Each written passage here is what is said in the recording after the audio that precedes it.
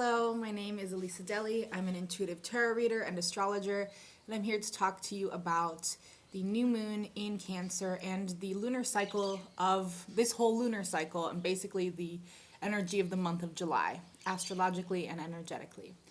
So, July may be off to kind of a slow start as we are having Saturn stationing retrograde on June 29th, and on July 2nd, we have Neptune stationing retrograde in Pisces, and this creates a kind of slowing down energy, an inward kind of introspective looking energy that's going to be, that may feel kind of confusing, sluggish, tired. It just may be a time where our emotions are more intense in general during this Cancer season. And it's just going to create kind of a slower start to July, perhaps, than we were expecting. And on July 5th, we have a beautiful new moon in Cancer at 14 degrees of Cancer. What's relevant about this 14th degree point is that it is conjunct to the star Sirius. And the star Sirius is a star that is much, much bigger and brighter than our sun. It's associated with ancient Egypt and Isis and higher vibrational states of consciousness and being, right? So it's a star that has a lot to do with the Isis myth of resurrection and the birth of a prophet, right?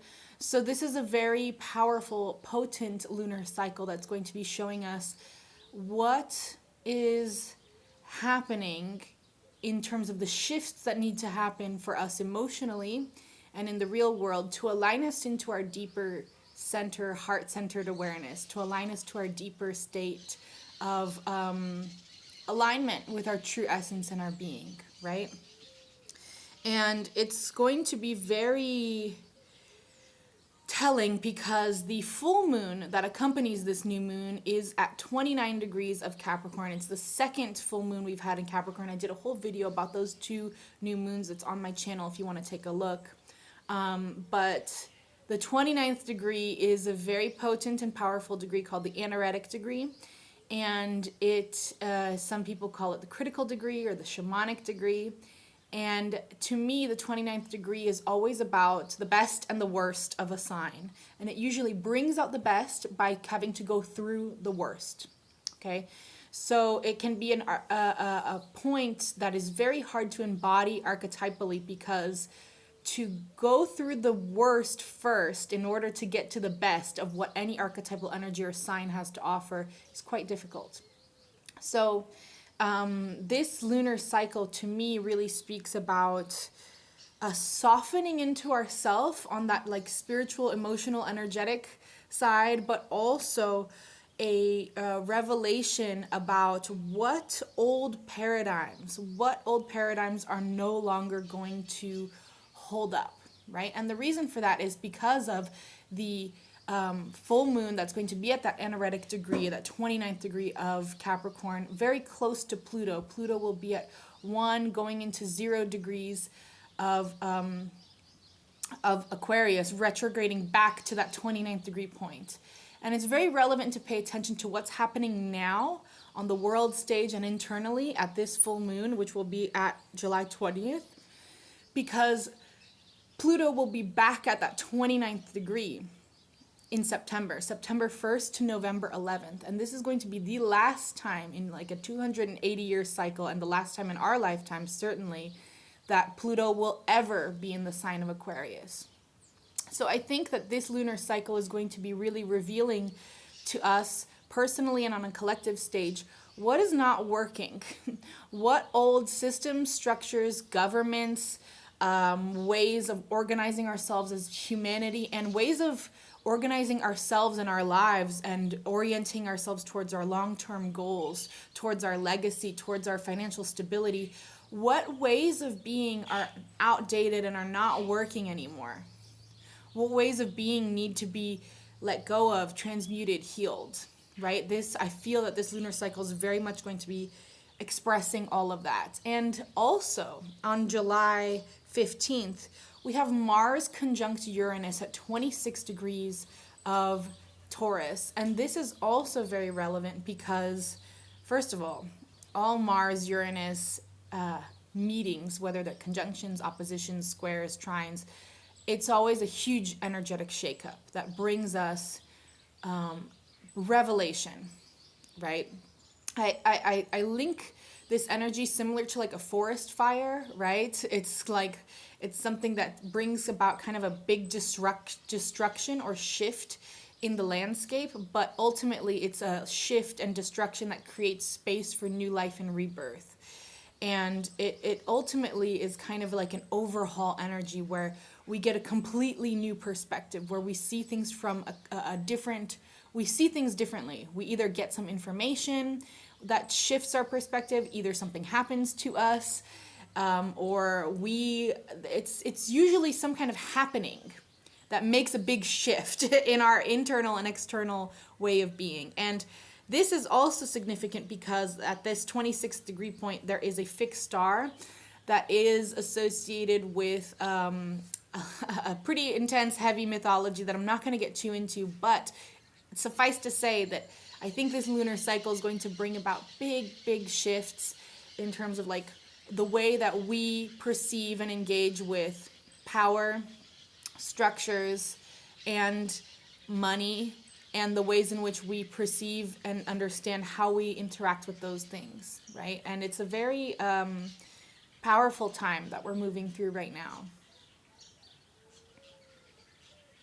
And this is all leading us up into August, where from August 4th to August 28th, we will be having Mercury retrograde from the first few degrees of Virgo into those final degrees of Leo. I'm not going to talk too much about that, but this whole process that we're going through in July is kind of preparing us for that Mercury retrograde.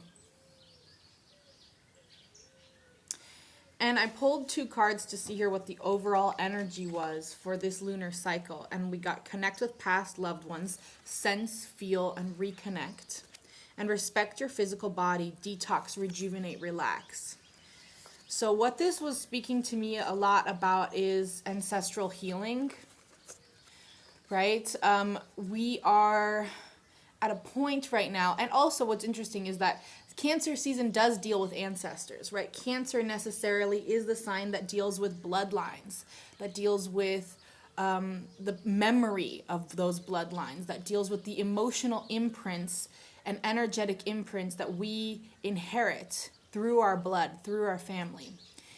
And so this lunar cycle to me, with all of these things that are happening, that are talking about these big shifts and change, are talking to me about how we can make the shifts and changes that heal not only ourselves, but heal our bloodlines, that heal the trauma of all of these past patriarchal ways of being, the patriarchal, extractive, capitalist, extractive economy that we've been living under has created huge trauma, has created huge pain, has created ways of being in our body and with the earth that are completely disassociated, that are very imbalanced, and that are unhealthy. And so this lunar cycle is giving us the opportunity to really tap into, how do we feel? How do we feel? What do we need? How can we rest? How can sacred rest be part of the equation for a more productive and prosperous future? How can taking time to rest, recharge, detox, and align ourselves to our bodies and our emotions and our feelings, how can that be something that we carry forward into the future as a new revolutionary way of existing?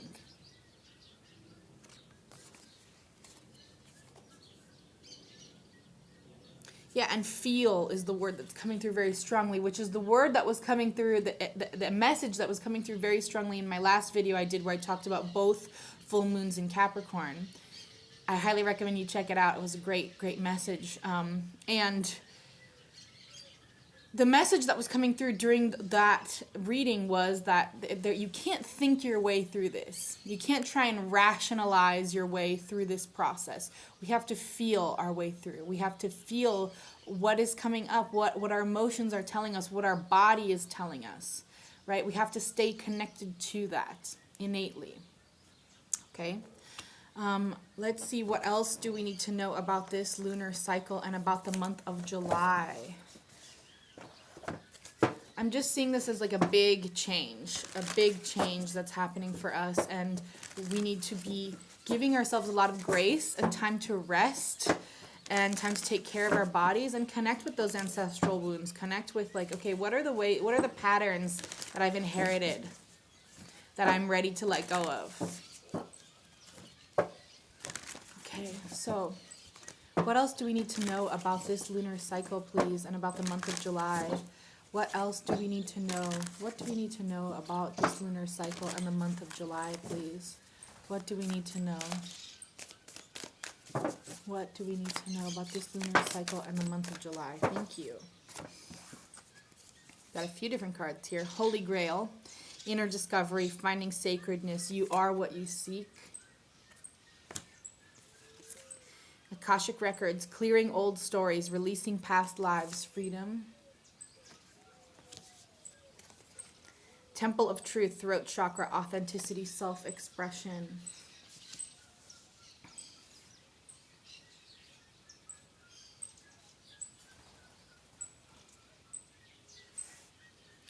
Yeah, here's the softening into self that I was talking about, the Holy Grail.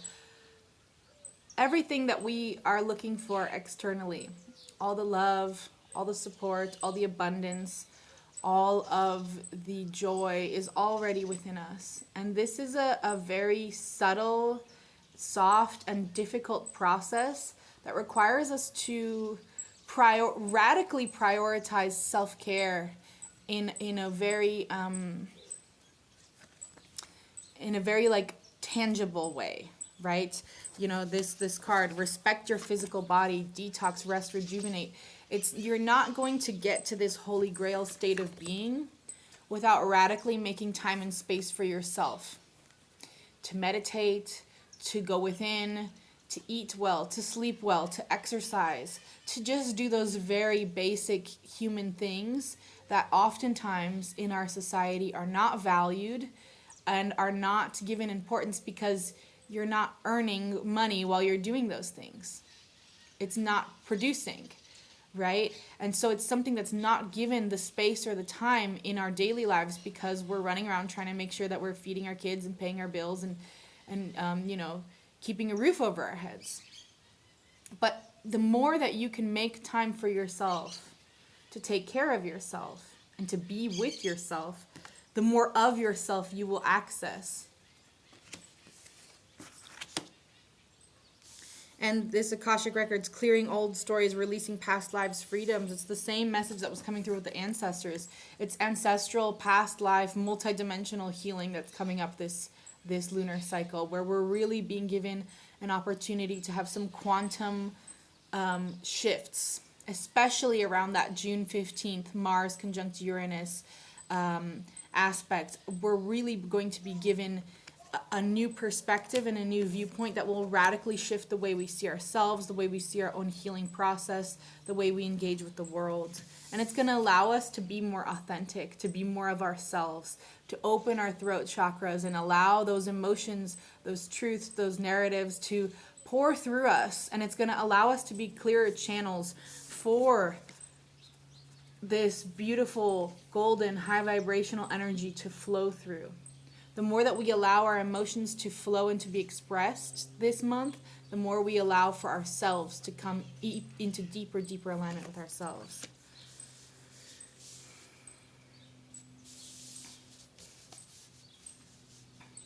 Can I get a final message, please? A final message for us for this month of July.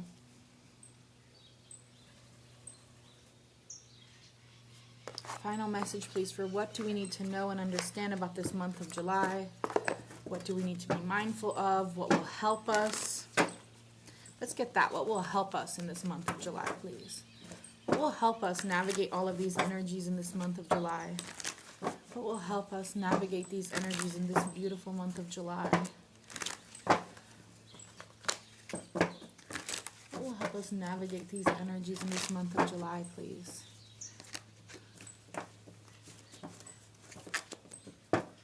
help us navigate these energies in this month of July?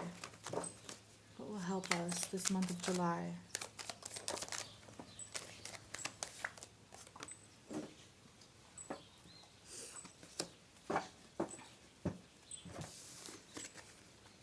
Six of Pentacles and Two of Pentacles. Balance.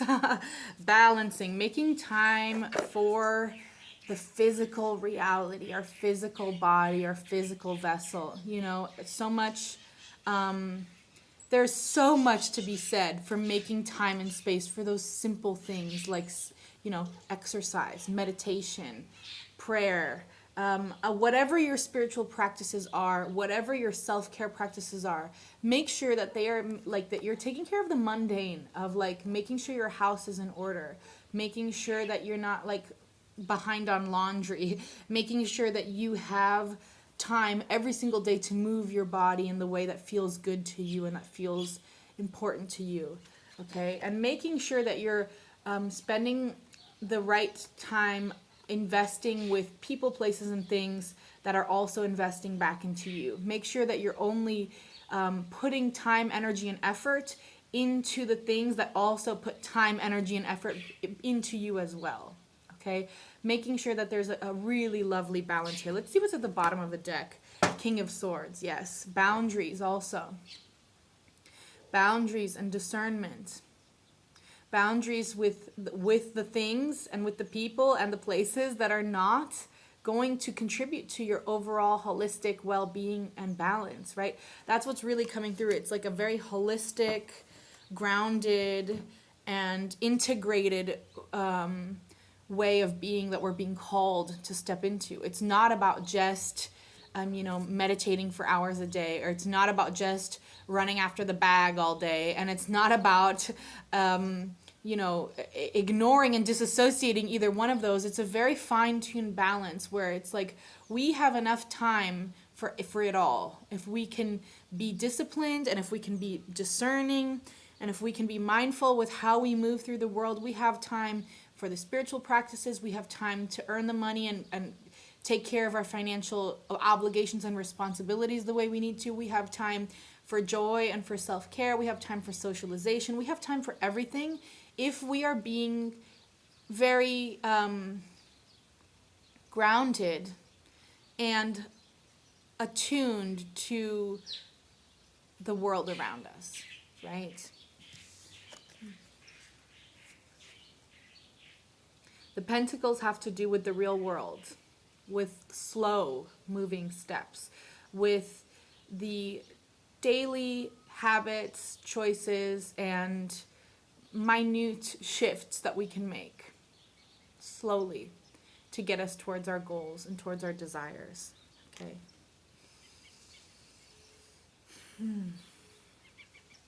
Thank you for this message. Is there anything else that needs to come through?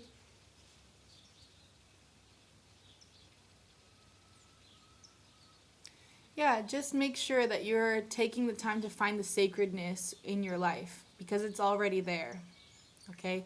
It already exists. It's already within you. We, as human beings, are sacred, and we're living in a beautiful, sacred world. And despite the amount of chaos, conflict, despite the old systems and structures that we are literally watching crumble before us, despite all of that, it's still a sacred life that we get to live, and it's a privilege to be here, and we get to choose. We get to choose how we honor that sacred life, okay? And make sure your choices are happening every single day, every day, okay? I hope that this reading was helpful for you. I hope it gave you something you didn't have before. If you're interested in content like this, if you resonated with my work, if you made it all the way here to the end, I really appreciate you being here. And if you want to give the video a like, it would really help me out. If you would like to see more about the month of July, I will have a pick a card reading about messages from your higher self guidance of what you need to know for the month of July to help you navigate these energies. Okay, that's it for today. Sending you so much love.